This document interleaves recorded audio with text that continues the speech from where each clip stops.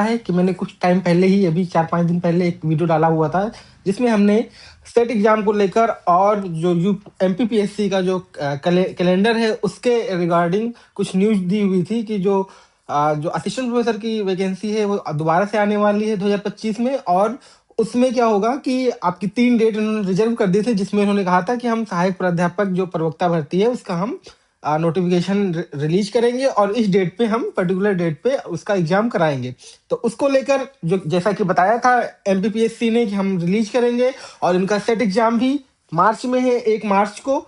उसका भी इन्होंने कल नोटिफिकेशन दे दिया, मतलब एग्जाम डेट दे दी है कि 1 मार्च को होने वाला है। तो ये सेट एग्जाम कराते इसीलिए हैं ताकि जो इनके ऐसे कैंडिडेट्स जो जिनका नेट क्वालिफाई नहीं कर पा रहे हैं, जिनका नेट जेआरएफ नहीं हो पा रहा है, तो वो क्या करें, वो सेट का एग्जाम इनका देके जो ये कराते हैं और उसको कंडक्ट करके इस एग्जाम के लिए एलिजिबल हो जाए। ठीक है, तो सेट का एग्जाम होगा, उसके बाद उन्होंने नोटिफिकेशन तो रिलीज कर दिया, लेकिन फॉर्म फिलिंग जो है वो स्टार्ट होगी आपकी बाद में। ठीक है, पहले सेट का एग्जाम होगा, उसका रिजल्ट आएगा, क्योंकि इन्होंने अच्छा खासा टाइम दिया है सेट के एग्जाम के बाद।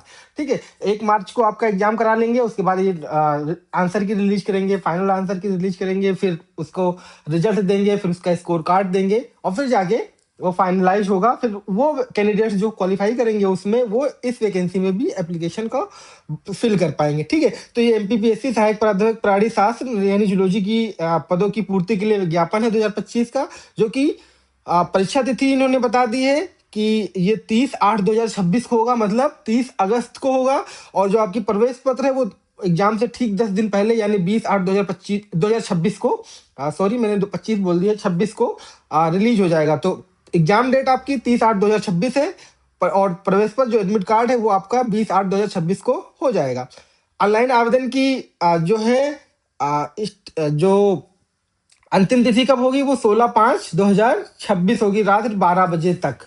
ठीक है, तो 16/5/2026 है। उसके बाद भी ये आपको कुछ उसके साथ कुछ जो विलंब फीस है, जो उसके साथ आपको कुछ और टाइम देंगे भरने का, लेकिन विलंब फीस में इन्होंने बहुत पैसे रखे हुए हैं, जैसे एक में 3,000 रखा है और एक में 25,000 रखा है, जब आप उसके बाद करोगे। ठीक है, अगर आप ड्यू डेट में कर लोगे, क्योंकि 17 जो अप्रैल है वहां से स्टार्ट होके और 16 मई तक, 16/5 मतलब 16 मई तक ये स्टार्ट चलेगा फॉर्म जो है। ठीक है, अगर हम बात करें तो ये जूलॉजी के लिए है, 17/4 से स्टार्ट होगा, 16/5 तक चलेगा बिना विलंब शुल्क के। अगर आप विलंब करते हो 17/5 से 23/5 के बीच में अगर फिल करते हो 3,000 रुपये पड़ेगा, और अगर 24/5 से 5/8 तक करते हो तो ये 25,000 रुपये आपको देना होगा।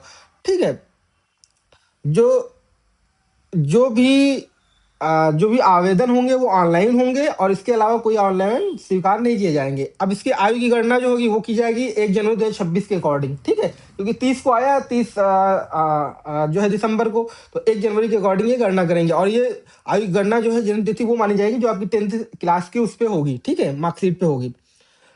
अब इसके अलावा शुल्क के इन्होंने डिटेल दी है, त्रुटि संबंधी सुधार भी दिया है, आप उसमें कर सकते हो, 50 रुपये प्रति त्रुटि आप उसमें दे सकते हो। शैक्षिक अर्हताएं जो है वो आप दी गई है, जो पहले थी वही अभी भी है। आपका नेट होना चाहिए, या आपने सेट क्वालिफाई किया हो, सिलेक्ट क्वालिफाई किया हो, या आपके पास पीएचडी की डिग्री हो, जो 2009 के जो रेगुलेशन है उसके अकॉर्डिंग। ठीक है, कि आपका 2 कई एक्सटर्नल एग्जामिनर रहे हो, आपका 2 पेपर रिसर्च पेपर छपा हुआ हो, 2 आपने इंटरनेशनल कॉन्फ्रेंस किया हो, 2 ऐसे करके, मतलब पूरा वो होना, वो इन्होंने लिखा हुआ है। ठीक है, रोजगार पंजीयन ये भी हो गया। उसके बाद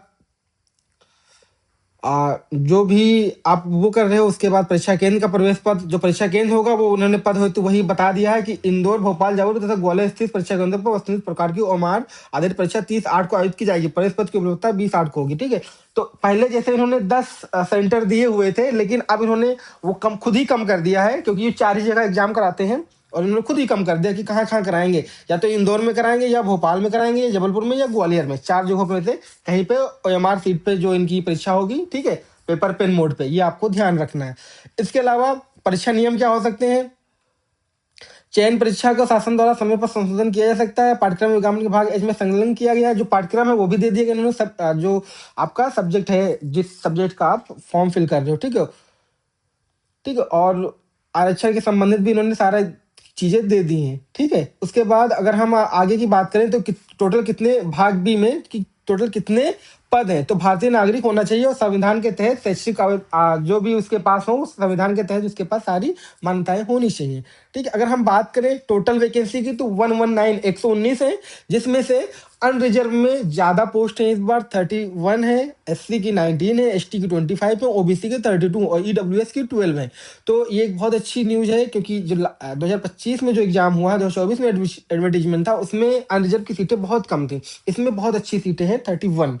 ठीक है, उसके बाद हम आगे बात करें कि इनका जो पदों का विवरण जो है, ये मध्य प्रदेश शिक्षा है, राजपत्रित द्वितीय श्रेणी के होंगे, सेकंड ग्रेड के होगा, 5700 का 10 लेवल का पे होगा। और आपको करना क्या है, आपको शैक्षणिक कार्य करना है, आपके पद का नाम होगा सहायक प्राध्यापक प्राणी।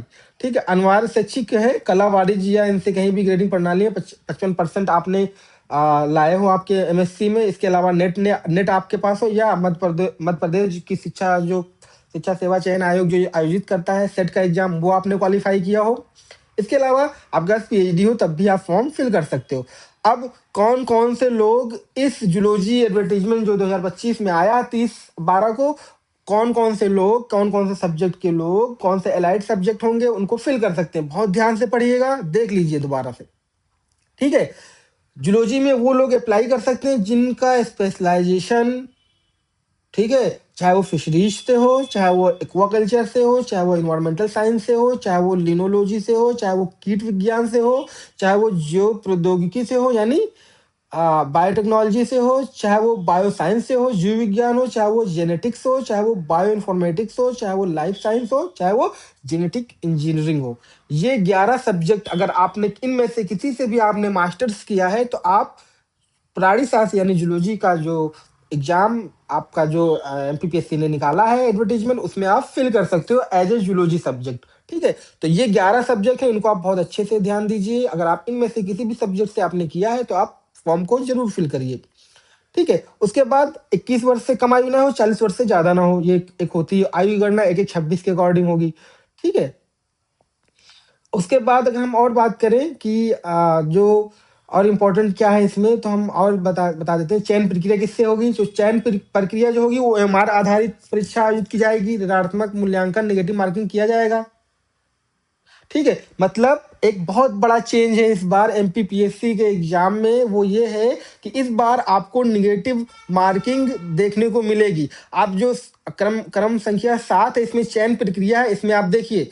ठीक है, इसमें क्या लिखा हुआ है, इस विज्ञापन के अंतर्गत विज्ञापित पदों हेतु वस्तुनिष्ठ प्रश्नों की ओएमआर आधारित, मतलब बहुकल्पीय प्रश्न होंगे, उसमें ऑब्जेक्टिव टाइप क्वेश्चन होंगे आधारित परीक्षा आयोजित की जाएगी, ऋणात्मक मूल्यांकन किया जाएगा, मतलब नेगेटिव मार्किंग भी होगी। ठीक है, अभ्यर्थी परीक्षा योजना का ध्यानपूर्वक अवलोकन करें। परीक्षा में प्राप्त अंकों का गुणानुक्रम के आधार पर विभिन्न श्रेणियों हेतु विज्ञापित पदों के 3 गुना तथा समान अंक प्राप्त करने वाले अभ्यर्थियों को साक्षात्कार हेतु आमंत्रित किया जाएगा। मतलब पहली बात तो ओएमआर सीट आधारित मतलब सीट आधारित परीक्षा होगी और निगेटिव मूल्यांकन भी होगा।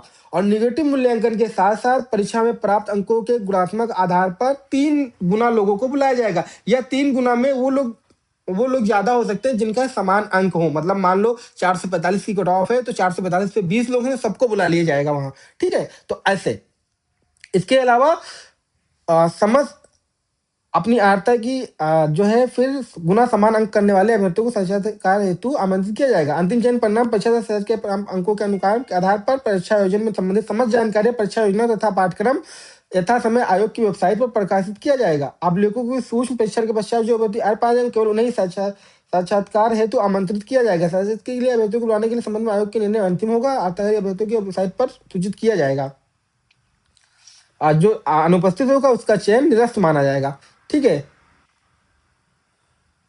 मतलब और दूसरा इन्होंने एक वहीं पे लिख दिया कि अगर आपकी ओएमआर सीट में कोई भी गड़बड़ी होती है, आपको लग रहा है कि आपके साथ गड़बड़ी हुई, तो पुनर्मूल्यांकन का कोई भी विकल्प आपके पास, अभ्यर्थियों के पास जो है वो मतलब उपलब्ध नहीं है। ठीक है, चयन परिणाम जो होगा प्रकाशित होने के बाद भी कोई कंप्यूटर त्रुटि ध्यान आती है तो आयोग चयन परिणाम सुधारने का अधिकार सुरक्षित। अगर कोई एमपीपीएससी के थ्रू कोई अगर त्रुटि हो गई तो उसको सुधार कर सकता है। ठीक है, जो प्रतियोगिता परीक्षा होगी वो ओएमआर सीट पे वस्तुनिष्ठ यानी ऑब्जेक्टिव